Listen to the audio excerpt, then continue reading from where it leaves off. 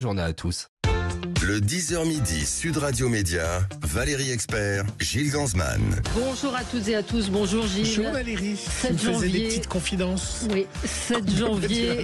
Non, 7 janvier 2015, 7 janvier 2025. Évidemment, les attentats à Charlie Hebdo aujourd'hui occupent l'actualité, occupent nos cœurs, nos pensées. Vous vous souvenez où vous étiez le 7 janvier ?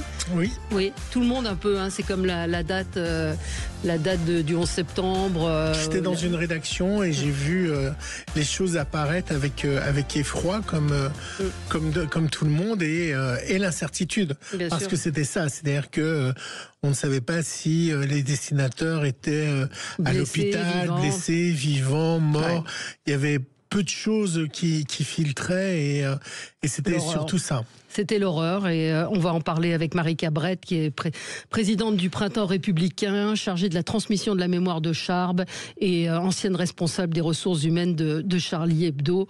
Et on va évoquer avec elle cette triste commémoration. Je suis comme vous Gilles, j'ai du mal avec anniversaire qui a une connotation plutôt joyeuse et là on est un peu... Et c'est vrai que ça fout un coup, on a parlé un petit peu avec elle avant, ces 10 ans c'est plus dur que les autres années parce qu'on se rend compte que c'était il y a 10 ans qu'on se dit qu'est-ce qui a changé depuis et puis on lui parlera de la difficulté de transmettre l'esprit Charlie dans les écoles ou une nouvelle génération. Vous lui avez dit tout à l'heure, alors qu'elle nous attendait, quelque chose qui m'a beaucoup marqué, c'est que en fait les gens qui ont maintenant 20 ans ou 21 ans avaient 10 ans à l'époque, donc c'est vrai que se sentaient peut-être moins concernés aujourd'hui. Alors il y a un sondage, on va en reparler tout à l'heure dans les débats. Les gens se disent toujours Charlie, mais qu'est-ce que ça veut dire être Charlie ? Allez, on commence avec le zapping. Sud Radio Média, l'instant zapping. On en parlera avec Marie Cabrette. J'ai un petit souci. Vous voulez que je vous dise une chose ? C'est que juste avant l'émission, on a eu une galette des rois à Sud Radio. La gourmandise. Et j'ai un bout de galette de coincé. Et voilà, je vous partage mon thé de mon grand thermos à thé. Voilà. Et donc, c'est du direct live, comme Je on suis dit. vraiment désolé, Valérie. Alors, le zapping. Allez, Allez. on balance le son. Le zapping. On en parlera avec Marie Cabrette. Aujourd'hui, on commémore les attentats du 7 janvier au journal satirique Charlie Hebdo. Hier, l'avocat du journal, Richard Malka, dans C'est à vous, reprochait à la France Insoumise ses nombreuses critiques. Mais pour l'avocat, les Insoumis ont oublié le combat principal, celui de la liberté d'expression. C'est la clé de tout.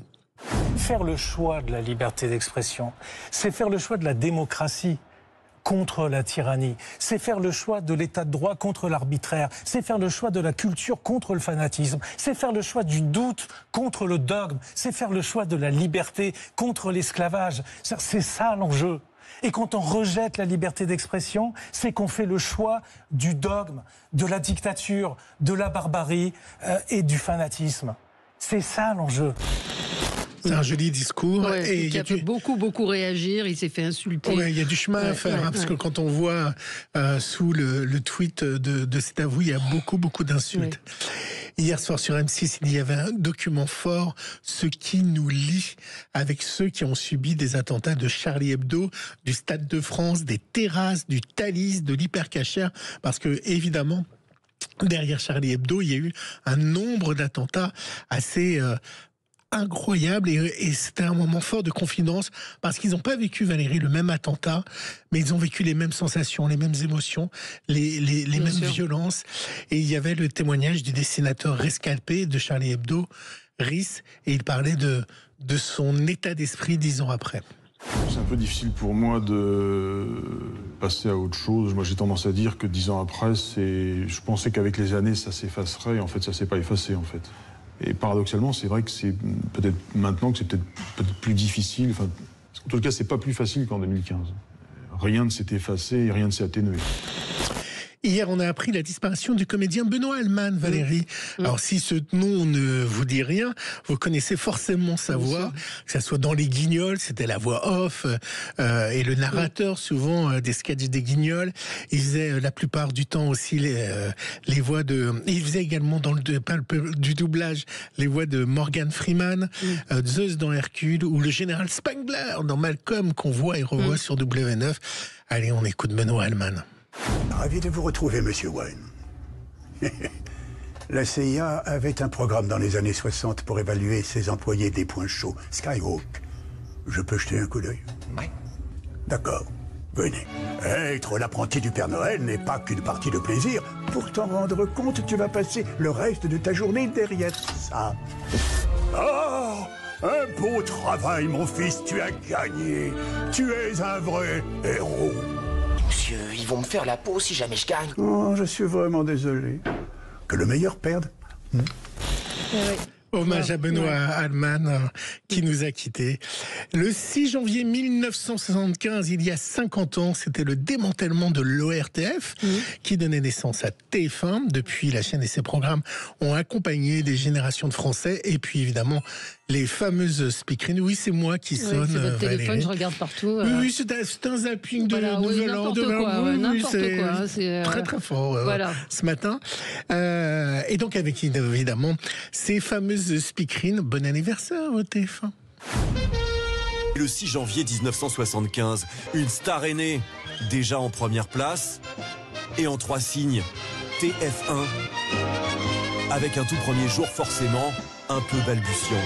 Il s'agira d'une émission de Jacques, décidément les noms, je suis perdue. Mais ceci est rapidement rattrapé par une autre mise à feu. Monsieur le ministre, attention, vous appuyez sur le bouton, que la couleur soit.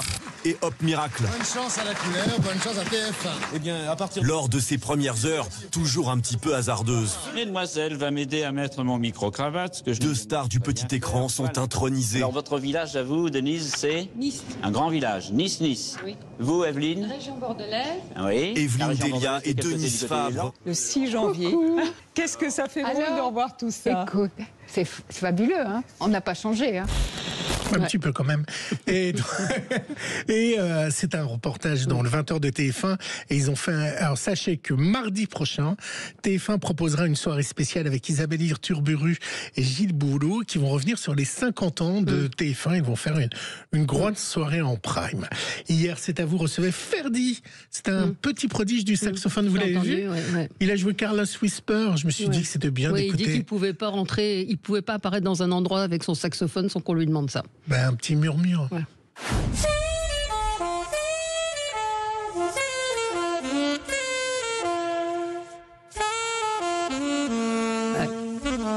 C'est pas mal. Non, c'est pas mal. Vous m'avez demandé quoi hier? Je vous ai demandé quoi? Je sais plus. Ah bon, on a bien fait d'aller chercher. Mais là, on apprend la mort de Gilles Dreux. Ça vous dit quelque chose, Gilles Dreux? Il avait 90 ans et c'était ça, Gilles Dreux. Alouette, alouette, pauvre petite Ça vous dit rien? Gilles Dreux, ça ne me parle pas. C'est les années 60. Il a été le premier Français après les Aphrodite Child et les Beatles, Claude François et Johnny. Ils étaient loin derrière lui. Ça a été un grand succès. Et voilà, il avait 90 ans. Ça vous dit rien, Alouette, Non, rien du Alouette? tout. Donc vous me piquez mon son musical voilà, de demain. Je vous pique votre son. Que j'aurais pu mettre parce qu'il va avoir pas mal d'hommages. Non, c'est l'actualité. À 90 ans, si ça vous parle pas à vous, ça parle peut-être à certains de nos auditeurs malgré tout. Mais, hommage à Gilles Dreux. Et hommage à Gilles Dreux, voilà. Non, je mettrai Nikos demain. Voilà, allez, on se retrouve dans un instant avec Marika Brett pour évoquer l'attentat de Charlie Hebdo, attentat qui a décimé cette rédaction, Wolinski, Cabu, Charb, ils étaient 12 à avoir été assassinés dans cet attentat. Voilà. À tout de suite. Le 10h midi, Sud Radio Média, Valérie Expert, Gilles Ganzmann. Sud Radio Média, L'invité du jour. L'invité du jour, c'est Marika Brett. Bonjour. Bonjour. Vous êtes, je souffle parce que c'est une émission très pénible à faire pour moi aujourd'hui.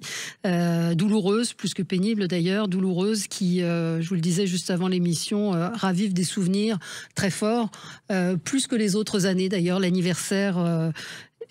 Doit-on parler d'anniversaire, la commémoration de l'assassinat des membres de la rédaction de Charlie Hebdo. Vous êtes présidente du mouvement du Printemps républicain. Vous êtes en charge de la mémoire de Charb. Vous transmettez sa mémoire. Vous nous raconterez d'ailleurs la difficulté que vous avez parfois à faire jouer sa pièce dans de nombreux endroits. Vous avez été responsable des ressources humaines de Charlie Hebdo. Vous connaissiez évidemment très bien cette équipe. Aujourd'hui, pratiquement à la même heure, j'en ai des frissons. À la même heure, on commençait à voir apparaître sur les bandeaux des chaînes de télévision fusillade à Charlie Hebdo, 10 blessés, des morts. On ne savait pas, la situation était très confuse. Vous étiez où, vous, à ce moment-là, quand vous l'avez appris ? Je sortais d'un rendez-vous bancaire, donc j'avais éteint mon téléphone portable. J'ai allumé mon téléphone portable, j'ai vu un nombre de messages anormalement élevé, j'en ai écouté 2.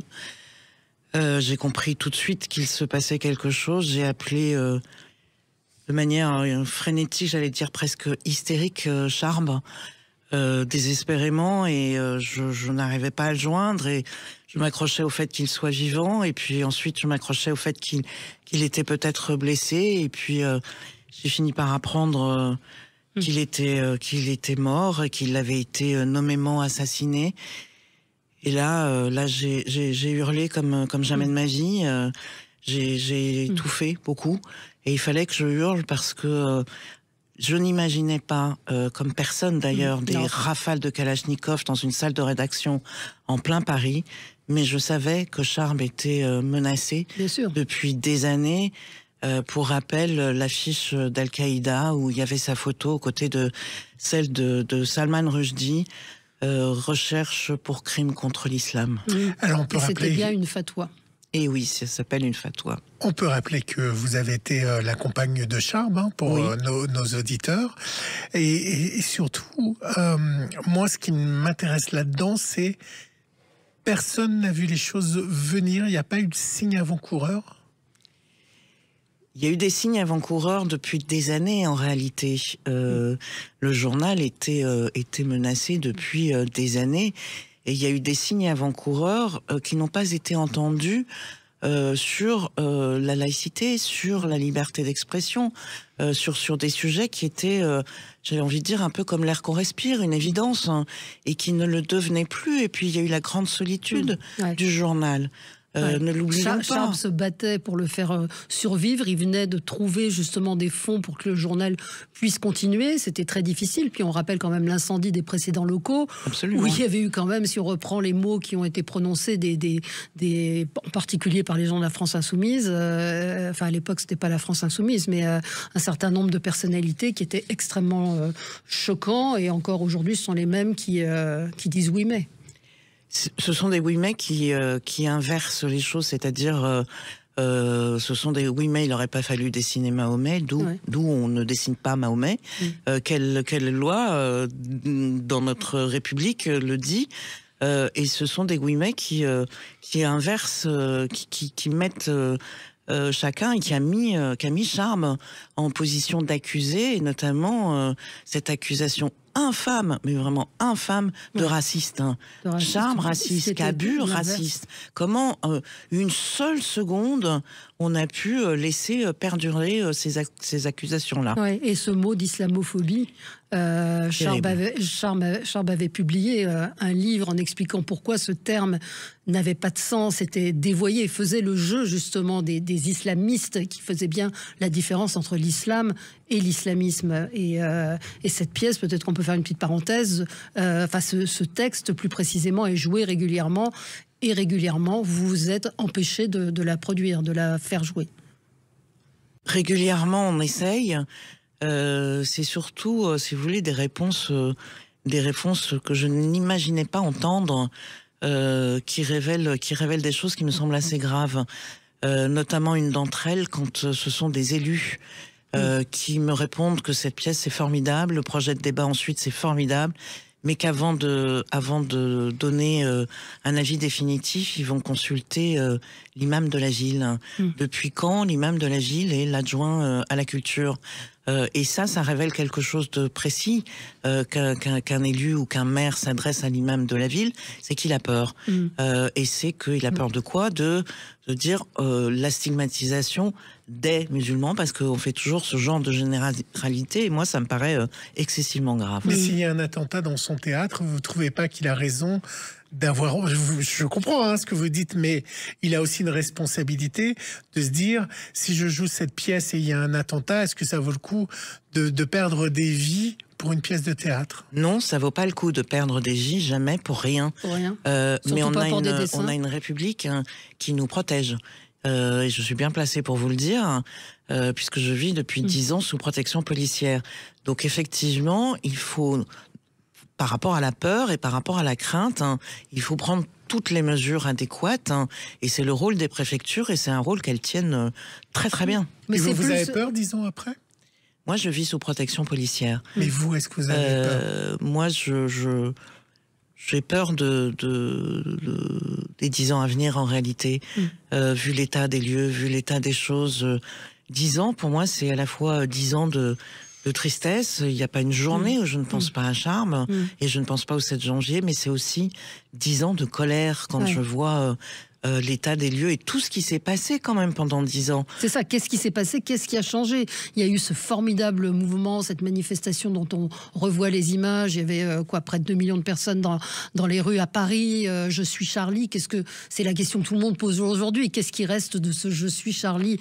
Qu'est-ce qui a changé? Pas grand-chose finalement, puisqu'on voit qu'il y a encore des gens qui s'autocensurent et que la peur est toujours là.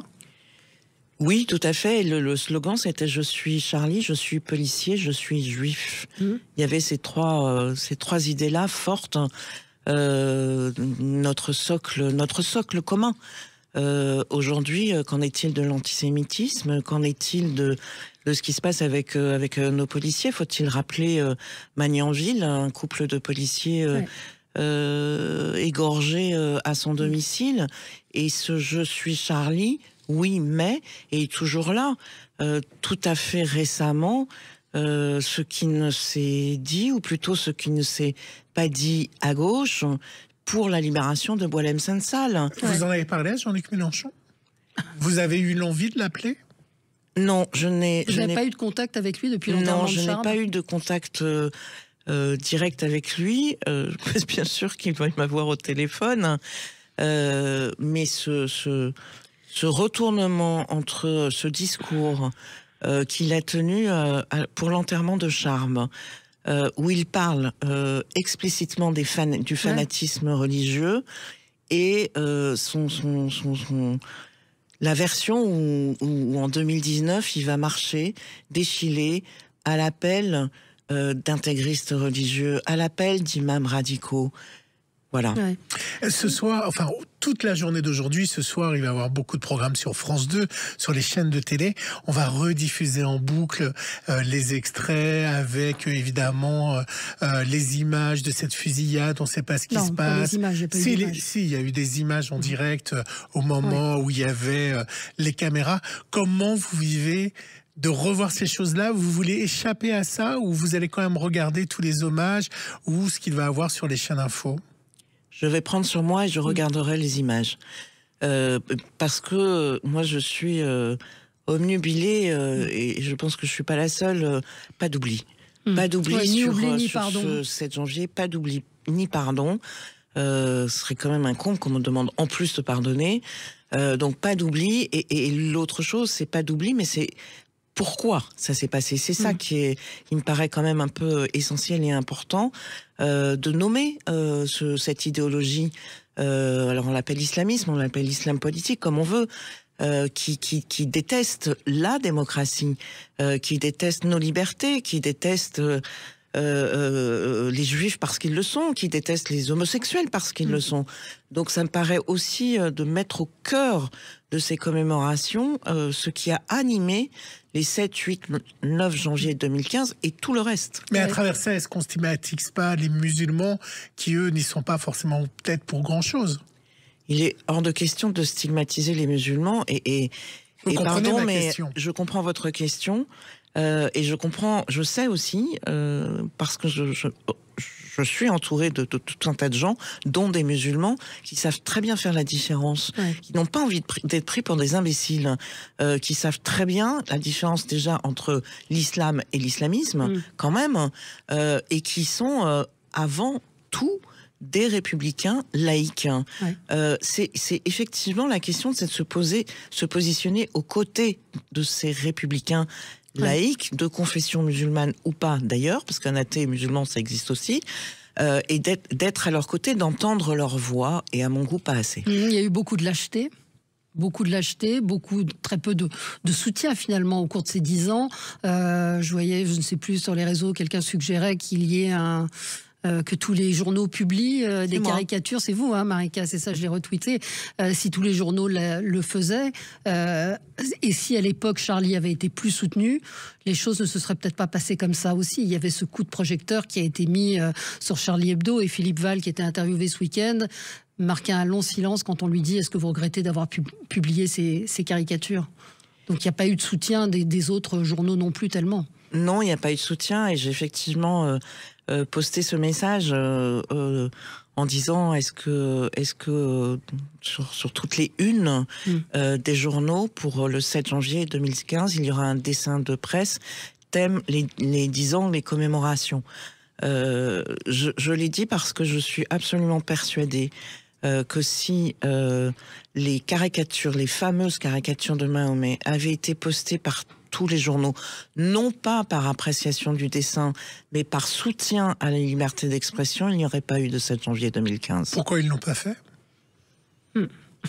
Lâcheté, peur, hypocrisie, je sais pas, il y a un mélange de tout, et puis je pense surtout, à ce moment-là, une inconscience, ne pas vouloir voir les choses. Est-ce qu'il y a des familles des autres dessinateurs, sans les citer, qui sont venus vous voir après coup en disant Charme n'aurait pas dû publier, et vous l'ont peut-être reproché d'avoir pris cette décision, où il y a une solidarité parmi les familles de tous ceux qui ont disparu, Cabu et les autres, où il y a eu un moment de se dire si on n'avait pas publié?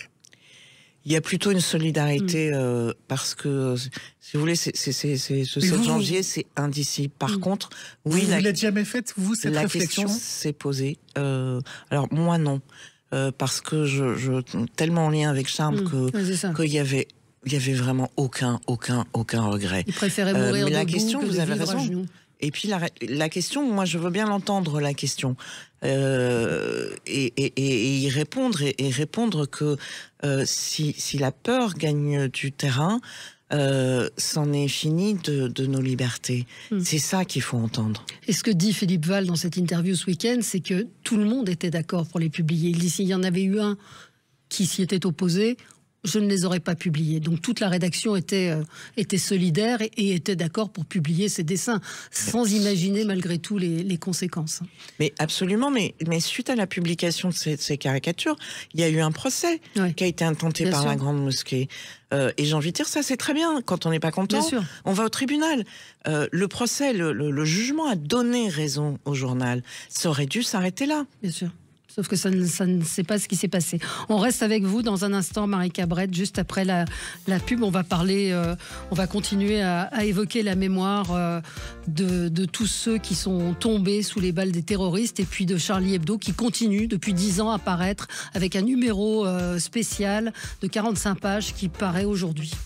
Sud Radio, le supplément média. Le supplément média, toujours avec Marika Brett, présidente du Printemps républicain. Vous êtes également celle qui transmettait la mémoire de Charb, et vous avez été l'ex-responsable des ressources humaines de Charlie Hebdo. Depuis 10 ans, vous êtes évidemment extrêmement impliqué autour de cette mémoire, de l'explication de ce qui s'est passé, enfin l'explication, ou en tout cas qu'on n'oublie pas Charlie Hebdo. Je redis qu'il y a un numéro spécial, c'est aller en kiosque, l'acheter. Charlie Hebdo qui aujourd'hui tire à 50 000 à peu près exemplaires, 30 000 d'abonnements, 20 000 en kiosque, et vous, c'est ça occupe 80% de votre vie aujourd'hui?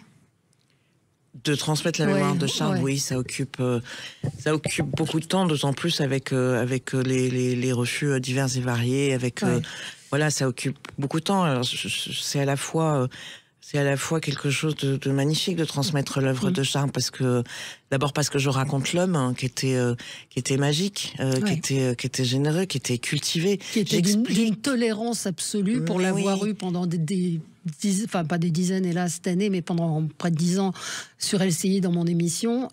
Il parlait avec tout le monde et il avait cette fulgurance qu'ont les dessinateurs de presse de tout de suite voir où est le dessin et il dessinait comme ça sur les plateaux, mais il n'avait aucun tabou. Il parlait aussi bien avec des gens de droite, voire de droite extrême, sans tabou et sans aucun jugement et a priori.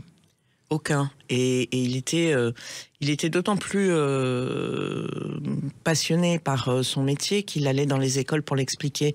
Et ça, c'est quelque chose que leur avait dit Cabu. Il faut transmettre ce que c'est que le métier de dessinateur de presse, parce que si nous, on le fait pas, il y aura plus de dessinateurs de presse. Bien sûr. Et vous continuez, vous allez dans les écoles pour expliquer ce que c'est que le dessin de presse, ce que c'est que la caricature. Comment est-ce que vous êtes accueillis? Plantune fait un peu cet exercice aussi. Il raconte que, au début en tout cas, on lui disait ils l'ont bien cherché tes copains. Ça existe. Cette réflexion-là, elle existe. Moi, je l'entends. Bien sûr que je l'entends. Mais moi, j'ai envie d'aller au bout de ces discussions. Quand un élève me dit finalement ils l'ont bien cherché, je veux absolument aller au bout de la discussion, parce que si on la rend tabou, cette question, on n'avancera pas, voire pire, on reculera. Donc ça existe, mais il y a aussi des belles réactions. Il y a aussi des élèves qui, quand j'explique ce que c'est que Charlie, le langage satirique, le dessin de presse, etc., il y a aussi des élèves qui me disent « Ah, c'est ça !» de façon aussi simple que ça. C'est ce moment où ils sortent des réseaux sociaux, où on a cette discussion et finalement, ils comprennent très très bien. Ils comprennent la liberté d'expression, ils comprennent la laïcité, ils comprennent tout ça. Et j'ai en mémoire cette réaction très récente d'une jeune fille, je crois qu'elle a 12 ou 13 ans, et qui a vu que j'étais sous protection policière et qui a vu les deux hommes dans la salle qui n'auraient pas dû y être, et qui me dit, il me regarde avec à la fois la tristesse dans son regard et aussi une certaine énergie. Il me dit, mais liberté d'expression et protection policière, ça va pas bien ensemble. Ah oui. Est-ce que lorsqu'on voit, alors aujourd'hui est apparu je suis toujours Charlie, de plus en plus sur les réseaux sociaux, c'est un peu le petit logo qui apparaît après avoir eu le je suis Charlie. Est-ce que ça signifie encore quelque chose d'être Charlie quand on voit que, par exemple, on pourrait diffuser des destins de Wolinski, on dirait ah ben non là on rabaisse la femme. On pourrait diffuser des dessins de Cabu, ah il tape sur les vieux, c'est honteux. Aujourd'hui, on peut plus faire certains dessins. Même pas parce qu'ils sont religieux, mais par exemple, je parle de Wolinski qui était très cul ou très sur la femme. Ça serait très critiqué. Donc le je suis Charlie, il n'est pas simplement religieux. Charlie continue. C'est la meilleure des réponses, c'est effectivement que Charlie continue. Charlie est en kiosque chaque semaine, mais vous avez raison. La notion d'offense et d'outrage a dépassé le domaine religieux avec ces qualificatifs de boomer et de choses comme ça. Et ce qui est terrible, c'est que en fait, ça ferme le débat. Quand on dit ça, il va suffire effectivement de dire donc Wolinski se misogyne et hop, ça y est, la discussion est terminée.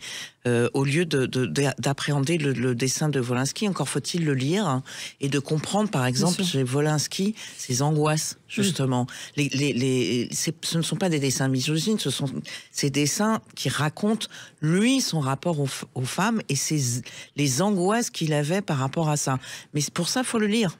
Et quand vous voyez Cyril Hanouna qui met plusieurs unes de Charlie Hebdo, même récemment parce qu'il est choqué, surpris et qui dit que c'est un journal honteux, est-ce que vous le voyez ça? Est-ce qu'on vous le rapporte? Et lui qui a une parole auprès de la jeunesse, comment vous le vivez?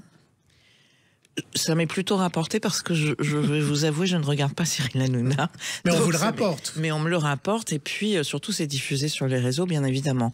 Je regrette profondément que Cyril Hanouna se comporte de cette façon-là et pas que lui d'ailleurs, d'autres chroniqueurs sur son plateau.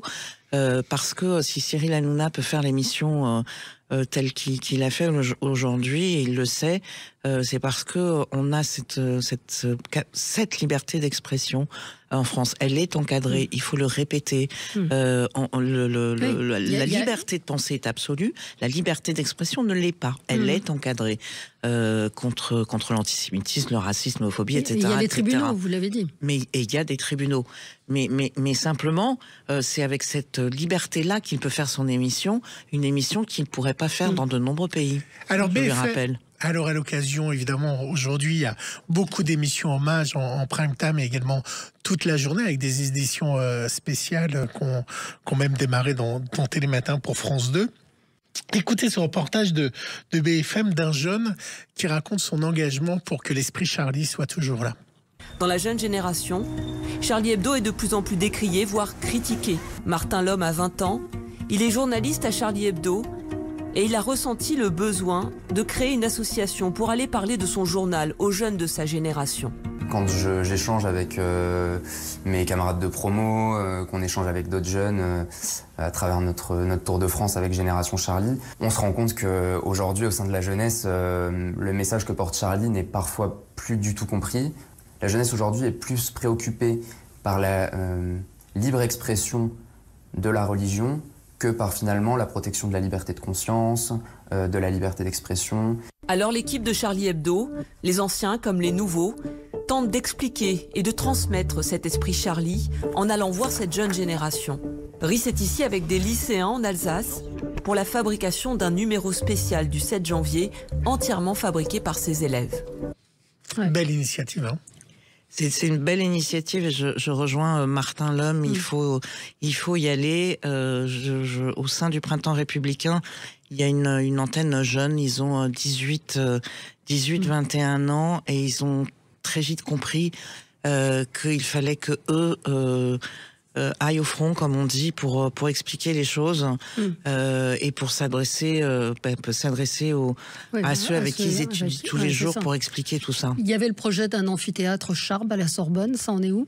Nulle part. Nulle part. On n'a toujours pas de réponse, on n'a rien de clair.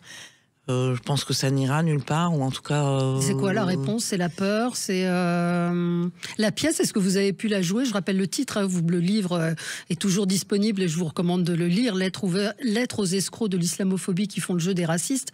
Vous avez pu la jouer, ce texte à la Sorbonne ou jamais? Alors, on l'a joué une fois. Ça s'est d'ailleurs très bien passé. C'est là aussi où, à un moment, il faut arrêter d'anticiper. Vous parliez tout à l'heure des réactions et des possibles attentats. Il faut aussi penser que ça peut se passer très très bien. Et que, surtout qu'après la représentation, il y a un dialogue, il y a un débat. Donc on l'a joué une fois et c'est tout. Mais est-ce qu'il y a une captation? Pourquoi c'est pas diffusé sur le service public? Alors la captation, c'est parce que nous, avec Gérald Dumont, qui est le metteur en scène du Théâtre K et qui fait cette proposition théâtrale, et qu'on veut continuer à la jouer en direct, on veut continuer à proposer justement cet échange. Vous pouvez diffuser le débat après chaque représentation. On veut continuer à parler du blasphème. Ce mot tabou, c'est-à-dire la critique du sacré, qui est aussi un cœur du sujet, parce que dès que vous dites critique du sacré, vous avez tout de suite des personnes, et moi ce qui m'énerve le plus à gauche, qui vous répondent stigmatisation. Mais non. La critique de divinité éternelle ne stigmatise personne. Et Charlie se moquait de toutes les religions, des curés, des prêtres, des imams et des rabbins. Il y avait énormément de... Et c'était pas la majorité. Je sais pas, il y a un camembert qui circule aussi sur les réseaux qui montre que la majorité des dessins de Charlie Hebdo ne concernaient pas la religion. Et mourir pour des dessins, quand on y pense, c'est quand même d'une folie, d'une absurdité incroyable. Non seulement c'était pas la majorité des dessins et des unes, d'abord parce qu'ils inventaient pas l'actualité, ils la commentaient. Donc, bien sûr. Et surtout la religion qui a été particulièrement la religion catholique. ciblée, c'est la religion catholique, c'est-à-dire, et notamment ces responsables religieux catholiques qui veulent continuer à se mêler de notre vie civile et politique. Et de toutes ces associations satellites qui ont intenté je ne sais pas combien de procès à Charlie sur des dessins qu'ils jugeaient offensants. Alors au-delà de ça, au-delà de cet attentat, vous avez perdu un compagnon. Oui. Et puis il y a 2 personnes qui ont perdu leur fils. Oui. Dimanche, il y a eu dans le 20h de TF1 un sujet avec les parents de Charb, de la mère et du père de Charb. Et ça a montré aussi que l'attentat m'a mis aussi des familles dans un drame incroyable. Et c'était pas simplement Charlie Hebdo, c'était aussi des drames familiaux. Écoutez. Comment vous l'apprenez ? Par la radio, par la télé. Donc je laisse des messages où ça en est, qu'est-ce qui se passe et tout. Toujours rien. Donc on va devant la télé, on met la télé, et là la télé, ça défile, blessé, Charb, blessé. Oh, il est blessé peut-être, mais bon. Puis après, c'est la brochette de mort. Hein. Donc on tourne en rond, on est paniqué, on sait plus, c'est pas vrai, c'est pas arrivé, c'est pas... J'ai eu Hollande le lendemain. Il m'a dit mais je vais vous dire quelque chose, votre fils est un héros. Non, mon fils n'est pas un héros. Enfin voilà. Ce ne sont pas à des 47 ans, Charb avait réalisé son rêve d'enfant. C'est un témoignage très fort, ce reportage de BFM. C'est Denise, sa maman, Le France 2, pardon. Et on voit son papa Michel, des parents que je trouve incroyablement dignes et courageux. Et vous avez raison de rappeler que ce jour-là, ce sont des histoires avec un petit H, mais formidables, des belles histoires, des histoires de parents, des histoires de compagnons, des histoires de frères, de sœurs qui sont devenus l'histoire nationale avec un grand H. Et ça, c'est difficile à vivre parce qu'on a l'impression de perdre un petit bout de quelque chose. Ouais. Je le dis d'autant plus que oui, Charb était mon compagnon et que quand nous étions sur des émissions de télé ensemble, on se vouvoyait pour séparer la vie privée, intime et la vie publique, justement. Ouais. Ce ne sont pas des héros ? Aujourd'hui, ce sont des héros. Mais au 7 janvier au matin, ce n'était pas des héros. C'était une bande d'abord, c'était une bande d'amis qui faisait un journal ensemble, qui se marrait souvent, qui s'engueulait parfois, et qui était content d'être ensemble, parce que on a beaucoup souligné des pseudo-divergences et autres. Oui, d'accord, comme dans tout débat politique, il y en a. Mais avant tout, c'était une bande de potes. Ouais, il fallait assister à leurs conférences de rédaction, qui était quelque chose d'assez incroyable. Et même leurs engueulades étaient drôles. Par rapport à tout ce qu'on voit, est-ce que c'est une question difficile, hein, ils ont vu la mort venir ? C'est une question qui, moi, me taraude concernant Charb, puisque ça a été confirmé au procès de Peter Sherriff en septembre 2023. Charb a été nommément ciblé. Ils étaient à la recherche, de Charb. Donc, et effectivement, ça a été, son nom a été prononcé ce jour-là. Donc est-ce qu'il l'a vu ou pas vu, je n'aurai jamais la réponse. Par contre, je suis sûre d'une chose, c'est que jusqu'à la dernière seconde, il aura été debout. Et c'était ce qu'il disait. Je préfère vivre debout que mourir à genoux. On peut rappeler ceux qui sont morts: Cabu, Wolinski, Charb, Tinius, Honoré, Bernard Maris, Elsa Kayat, Mustapha Ourad, Michel Renaud, Frédéric Boisseau, Franck Prince-Arolo, Ahmed Merabet, et puis plus récemment Simon Fieschi qui qui est décédé aussi, qui lui en avait réchappé, mais avec de terribles souffrances et de terribles blessures. Et puis il y a tous les survivants, Luz, Rhys, on pense à Philippe Lançon aussi, qui en a fait un livre magnifique, Ni oubli ni pardon, et de la tristesse et de la colère aussi, comme vous le disiez ce matin. Et donc oui, il y a ce petit livre qui est paru dans la collection Tenir la ligne, 40 dessins pour Charlie. Je ne sais pas si vous l'avez vu, qui est paru chez Gallimard, avec des dessinateurs du monde entier qui rendent hommage à Charlie Hebdo, et c'est formidable. Ça vaut 3,90 €. Et puis évidemment le numéro de Charlie Hebdo qui est en kiosque aujourd'hui. Achetez-le, allez-y, ce sera un collector, et au-delà de ça un merveilleux hommage à ces victimes. Et plus il y aura de livres, plus je serai contente. De livres? Bien sûr, sur les dessins, bien sûr. Avec des dessins. Et dans les colonnes de journaux, plus je serai effectivement contente, et plus je me dirai, ils n'ont pas gagné. Les terroristes n'ont pas gagné. Merci Marika Brett d'avoir été avec nous ce matin. Nous, on se retrouve dans un instant pour les débats.